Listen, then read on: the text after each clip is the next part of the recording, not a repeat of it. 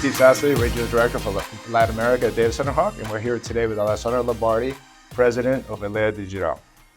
Hi, Steve. Very nice being here, and thank you very much for inviting me. No, a pleasure having you here. And we're here today at ITW, having lots of meetings with other data center providers and learning a lot about the industry. So it's great that you were able to take time away from the event and join us here for this Hawk Talk.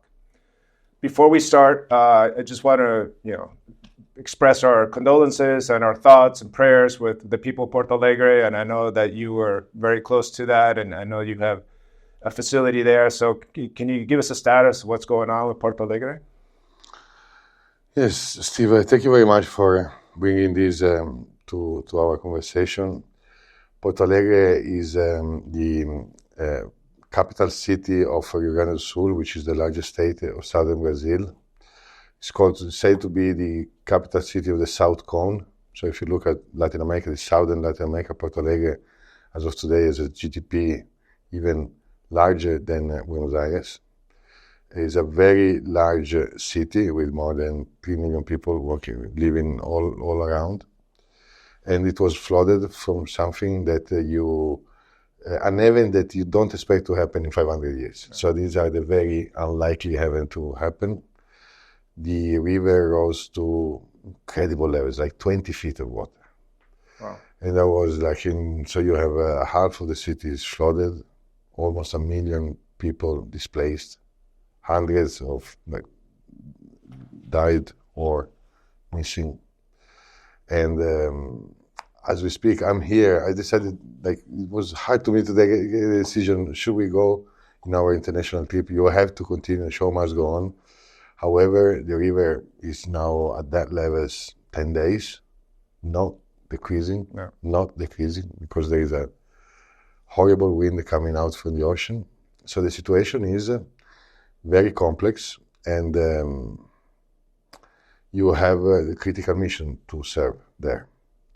So our data center, Porto Alegre 1, is by fortune in an elevated part of the city, so was not hit by the flood. And the last 10 days have been incredible. For me as a data center professional, it's something that you think you are prepared. But when it happens, you see that you're not, because me, Felipe, Rogerio, Tito, that you know, all the directors, you really spend days with no sleep, because when water comes up, you just cannot sleep owning and operating a data center. And so personally, you're really tested as a manager, as a leader. You have people on the field, you have to take decisions for them. People on the field, they don't have water at home. Some of them, they lost their home, and they continue to work. So it's been very, very intense. And a flood like this is going to change. It's going to have a real impact on the area. For short term, you have the logistic. Not easy to bring fiber, patch cords, PDUs to Porto Alegre, because people need it. Yeah. Because the data center were flooded, but they still need to run their critical operations. So you need to build a supply chain for our operating data center and allow people to continue to work. So it has been very hard. And you can't even get in there, right? Because I heard the airport is closed till September. And you have to mount. We did an incredible job. Our Chris Lani, which is our supply chain director, she were able from Curitiba, because we have another data center in southern Brazil, which is in Curitiba. We mounted a base there, both trucks, high trucks. Yeah. And from there, we are driving all the way down supplies to Porto Alegre. You can just get by car. It's usually would be a 5 hours drive. It takes 15 hours or 20 hours to get there. You do that because energy distribution services, hospitals, state infrastructure, IT infrastructure services, a court, they're all in our data center. They weren't, because they were on their own enterprise data center, which was flooded. And then so they brought all of their equipment into ours, and you just don't have patch cords, PDUs to sell, because you don't expect 100 rack coming in a week in a data center like that one. So it has been incredible. Now what we're doing, and I don't want to spend. I know you have other more broad more questions about Brazil, but what we are doing is already studying what happened in New Orleans 20 years ago. Yeah. It's very similar to what happened Katrina. And so you expect it's going to take a while for the people, the environment to recover, 2 to 3 years before we're going to see a Porto Alegre like it was 2 weeks ago. Yeah, let's hope. Let's hope the waters start receding soon, and things can. I know they won't get back to normal, but at least people are able to move back and go back to their homes. I know it's going to take a long time. Those floods. The pictures I've seen, they're impressive. Yes. Yeah. So.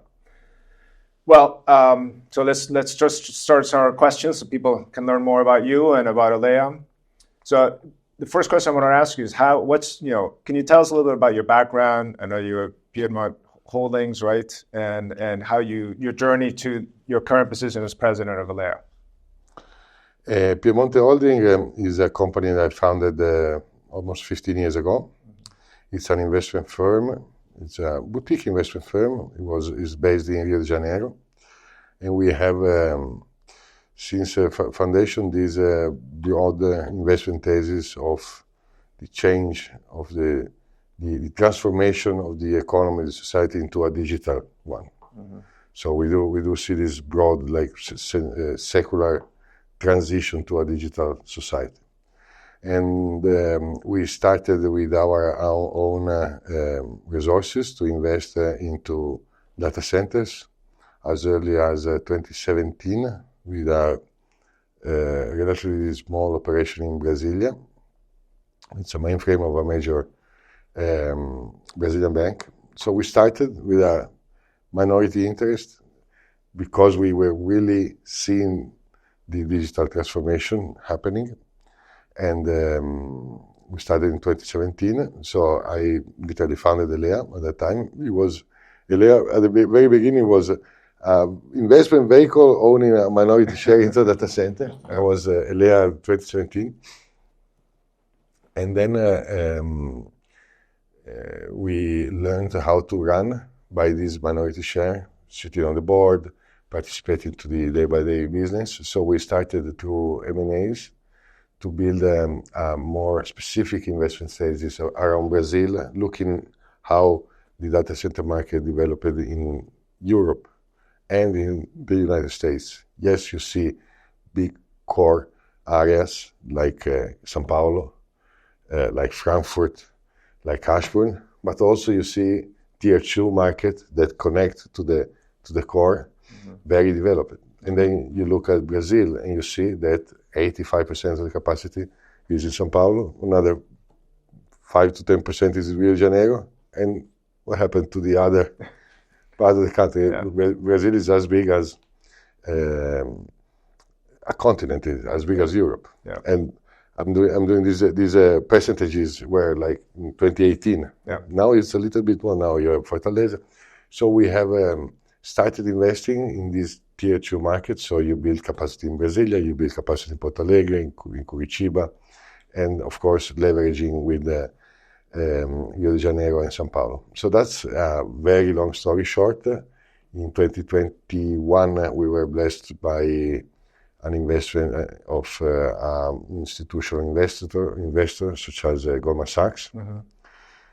that really brought not only capital but the ability to execute large-scale infrastructure projects. They've done investments similar to the one they've done in Elea in many other countries in the world other than the US, with a very high level of success. So from when they came in, we solved a problem, which is a huge problem for a data center company, which is capital. Yeah. Yeah. So you don't have to worry. Yeah. You just need to plan. And so we did more acquisition after they came. And now we run 9 data centers all across the country with $1 billion size investment plans. Okay.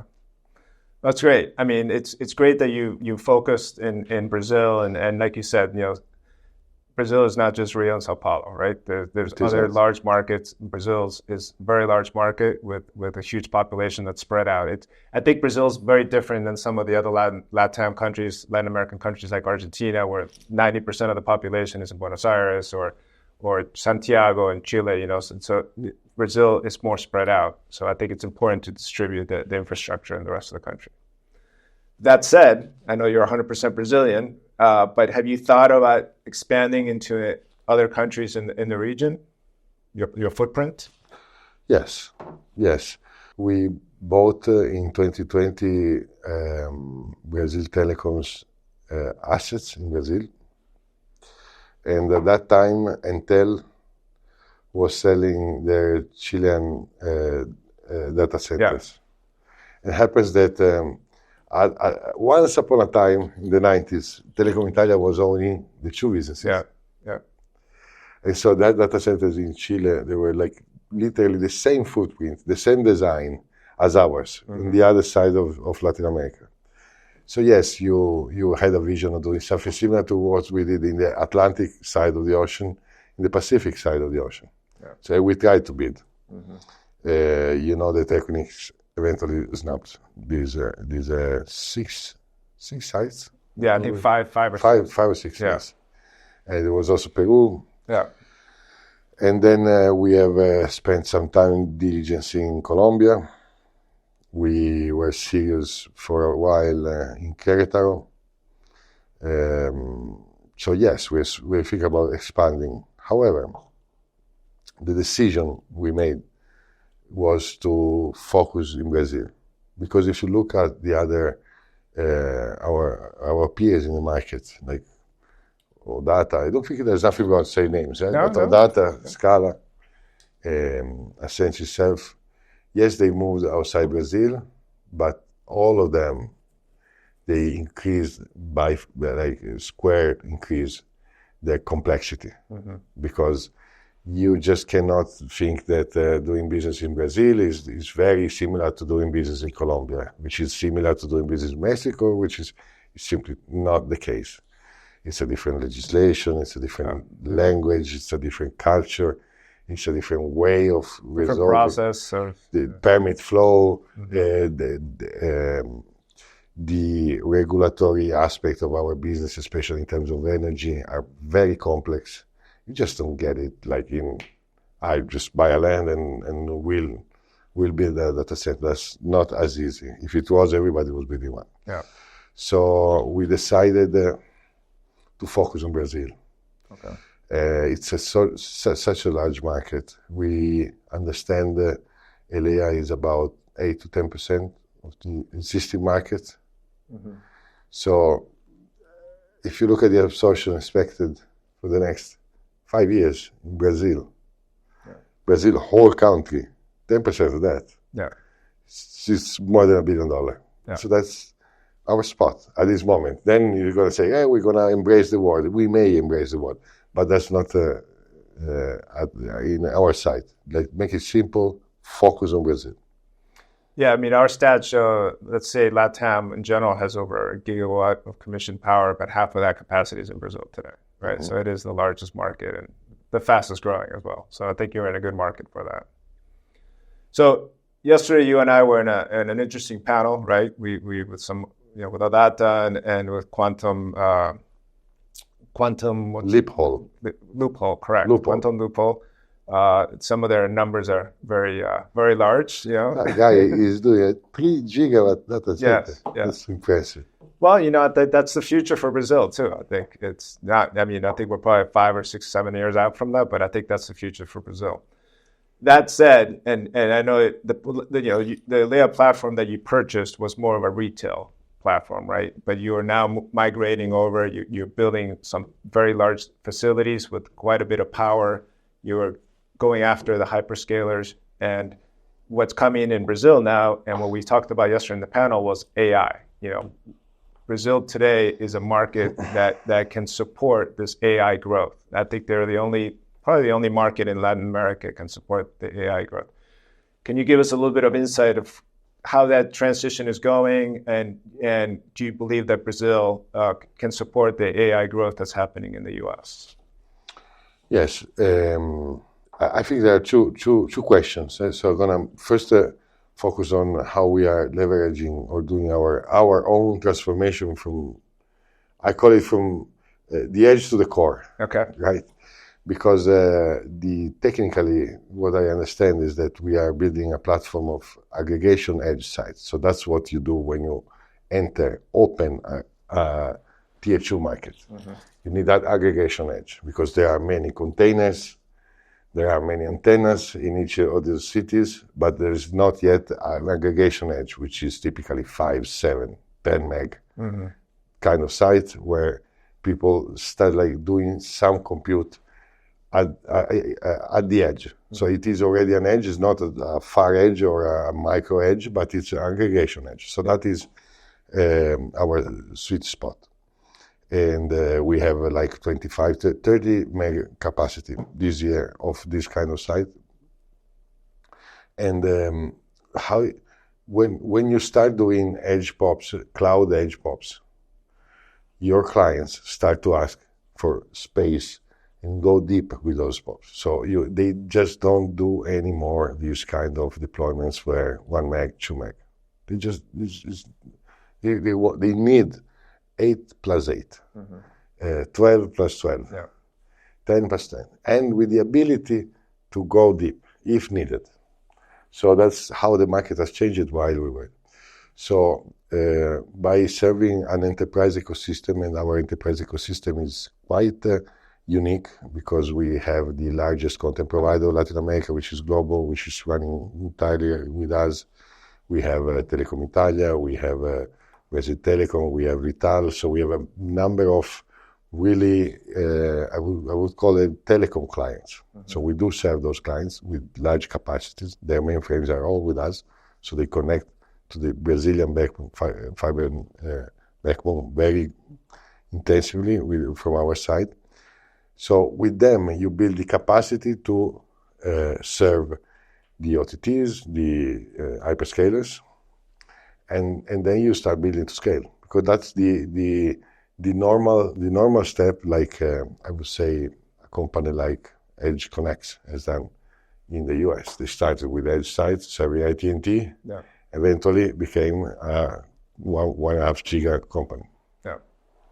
So that's how we are transitioning to that.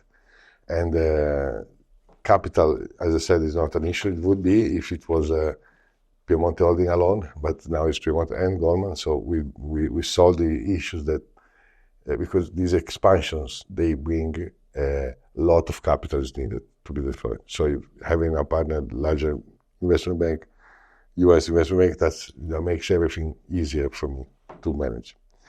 Now AI. Steve, I am much more, not optimistic, but I understand that AI is gonna become a reality in Brazil much earlier than 3 to 5 years. Okay. If you look at the energy matrix of the US and the energy matrix of Brazil, and if the hyperscalers, and now probably we include NVIDIA in that,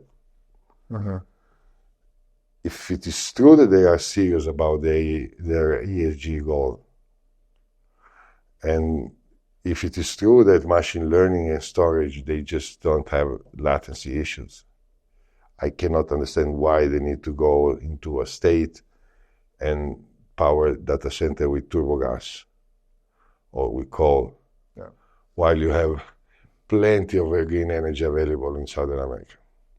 Why you should do that? Why? I think they would do that more for the inference, not for the training. So I do believe that the training for the inference, it's like that you need that you need, but like training, and I understand the large ones is about training. Yeah. Right? Yeah. So I see this coming very early. If it is not this year, it's gonna be next year. There are just adjustments because Brazil is not yet ready, but it's about to be. I think this year. Yeah, no, I agree. You're going to see larger deployments. I mean, I understand I think it was announced, but I understand that One of them, Microsoft, it was on the paper, so I can mention it, is building 360 megawatt in Paulínia, northern São Paulo. 360 megawatts. Yes, that's the full. Yeah. They're doing the first phase of 120, and then they bought land. The entire project is 360. Okay. Paulínia. So, and then I think you're gonna see more than that very soon. Yeah, I've heard of some AI. I've heard of one AI deployment for a hyperscaler in Sao Paulo. I mean, not as large as you just mentioned, but I do agree with you that it's coming, and it's coming. Yeah. It's coming because the Brazilian government started 15 years ago, really focus on helping companies, investors to build solar and wind. Yeah. There are huge wind farms being built in northern Brazil and solar. And you already had an energy matrix based on water. So if you look now, matrix is like 90% green, 90% renewable. You know what the problem Brazil has right now?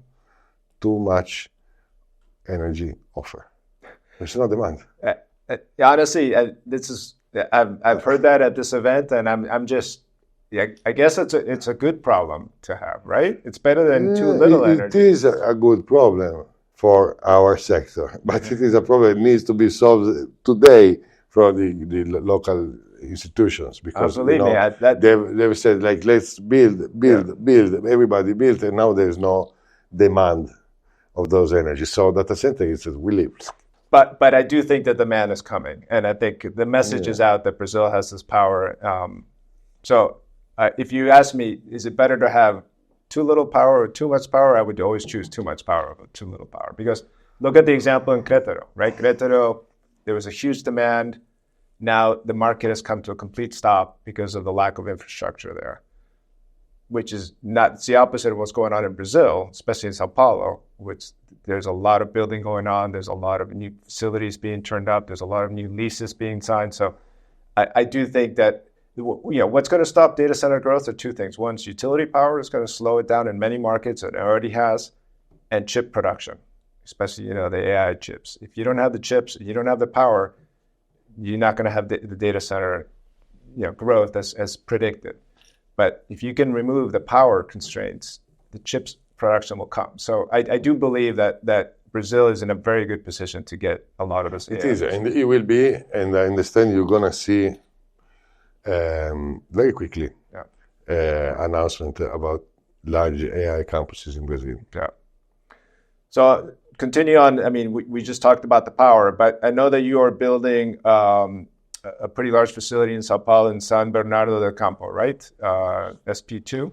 Mm-hmm. Is that you're building out there because you believe there's plenty of power and plenty of transmission there? Is it a good site for you to grow? How big of a site is it going to be? 100. 100 megawatts? Mm-hmm. Wow. And you know that history of Elea is like doing things new or differently. Mm-hmm. We call ourselves pioneer, right? So basically, you see Alphaville, Tamboré. Yeah. You see Campinas, which had 2 legs of a large, the larger Latin America deployment. And but if you look at other deployments of similar size, you really see 3 legs. So now you see it's a typical, it's a pyramid, a triangle. Yeah. Call it how you want it. So you if you think in a market is going to go threefold, Sao Paulo market in the next 5 to 10 years, probably threefold. Yeah. It's a good number. Yes. And so you see where is the next area, the next micro hub in a larger hub. And southern Sao Paulo is used to be the automotive cluster of Brazil. Mm-hmm. ABC Paulista is called. It used to be like 60% or more than 50% of the automotive market was production was in that area, and now it's not anymore. I switched to this northern Brazil or to other places because of tax incentives. It's not anymore there. It's like 20% of capacity. Okay. And they built a huge energy transmission infrastructure there, which is not being used anymore because all the industry has left. So you have easily a couple of giga of power available in transmission there. And you see, and also there were announcements in Alphaville, Taboté, people need to build very large substations because it's capped. Yeah. Campinas is about to cap, so people will need to invest billions into transmission facilities in order to allow power to get to the data center. In that area, it has not this problem. So you have a couple of giga available. So you choose, okay, so that area, where's the middle? Yeah. That's where you go. So going back to what you mentioned earlier, that Brazil has... And by the way, this is a top secret project that people are going to know about. So that's a kind of... yeah, well, I didn't say exactly spoiler. where it is. Yeah. Don't tell everybody. So when you went back, when we talked about that Brazil has too much power, the oversupply of power. One thing is to have oversupply of power that's generated, but as far as transmission, do you see any problems with transmission in Brazil, like in Mexico, for example, or no? No. The Brazilian transmission system is state of the art. It's better if it was really built the way it should be, because it cuts the country in half from north to south, and then it's expensive. It's regulated at state level, so there are some complexities, but is efficient in terms of capacity. So it can bring. So we don't have this problem in Brazil as of today. Let me say, because I do care. I do care about the environment. I do see, coming back to that digital world vision that brought us here. Yeah. You really want to have this digitalization make it clean. You don't want my child to look at me and say, "Dad, it's your fault." Yeah. So you really believe in that.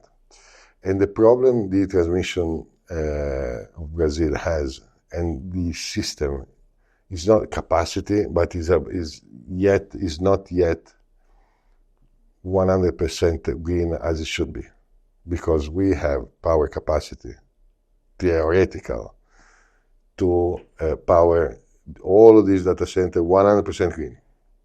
However, from 6 to 8, when people come back from office, or when lights go down, so everybody turns off at the same time, and refrigerator, washer, and so that is the peak of energy usage. You still need the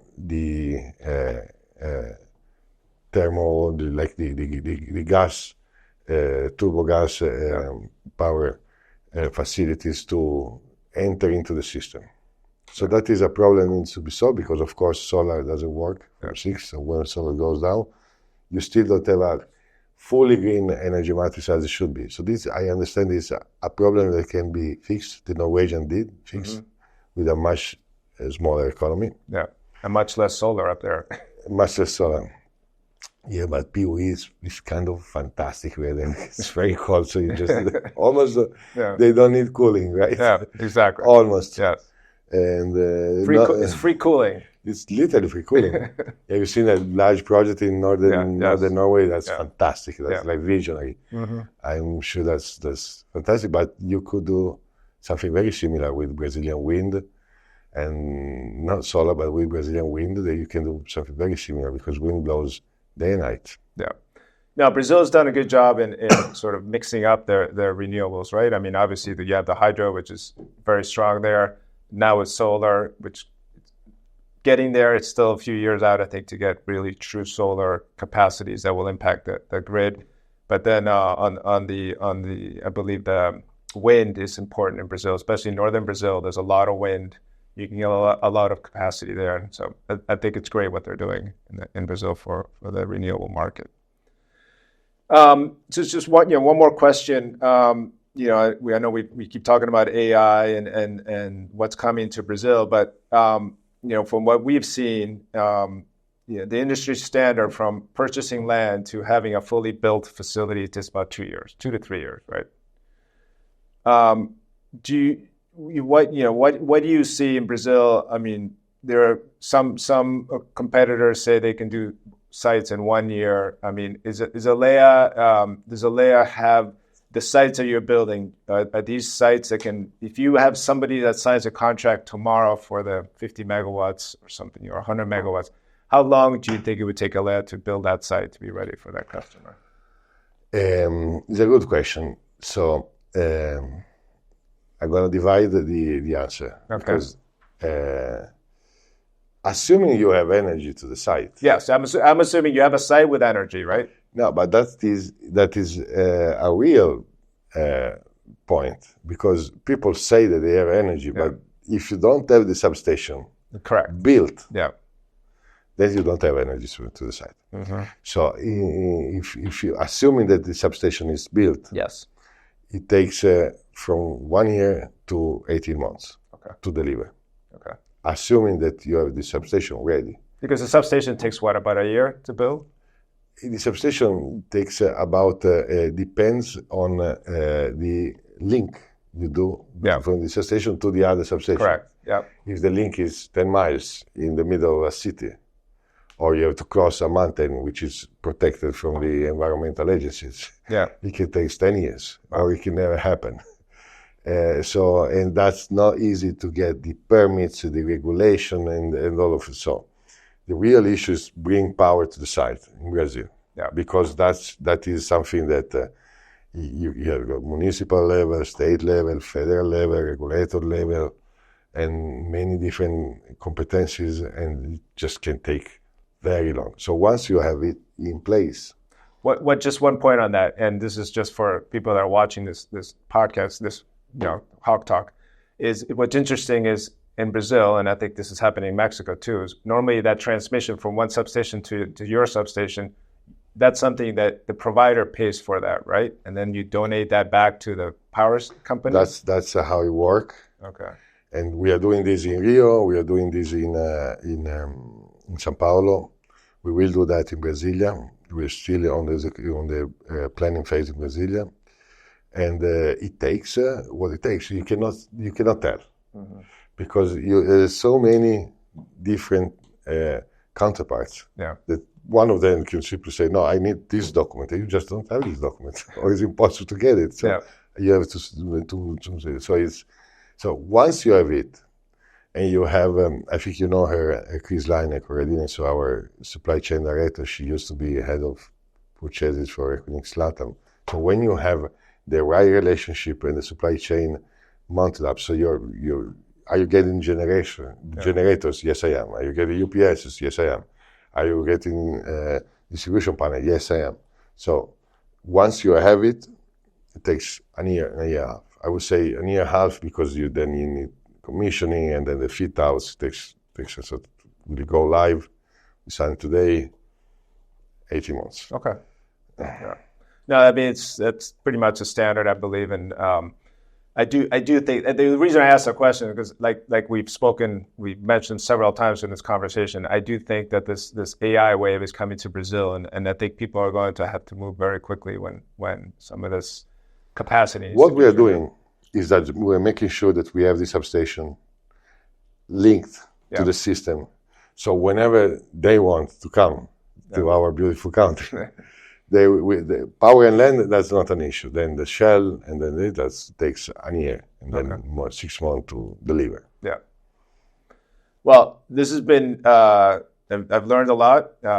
Thank you for your time, Alessandro. And, please keep us posted on Porto Alegre, because I do believe that, it's very sad what's happening, but hopefully the news will be better what's happening. I need your help on that. Everybody needs to understand that a market like this is going to be disrupted for a while. So let's meet again, talk again. I mean, that market is still the capital city of the Southern Cone. So let's keep focus on that. Yeah, I would love to do maybe a follow-up, a Hawk Talk, 6, 7 months, 8 months because to learn how, what happens, we can let our viewers know how it recovered and the steps you're taking to recover and how, because this is not just the facility, it's the people that live there, right? And your employees, and because as we were talking earlier, they have families, they need to help their families. Maybe their homes have been flooded over, but they're still working at your facility because they choose to be there. But it's what's important here is to learn about the people of the people in Porto Alegre and how they're dealing with this, and hopefully their future and how they came out of it. As we mentioned, New Orleans. It came out of it, but it took a while for them to come out of it, and now it's a thriving city. But they've learned from this, and hopefully there's a good story to tell at the end of this. There will be. Yeah. We are there to make it happen. Yeah. Well, thank you very much, Alessandro. Thank you very much, and thank you very much for the most valuable information every day you provide us about the market. No, our pleasure.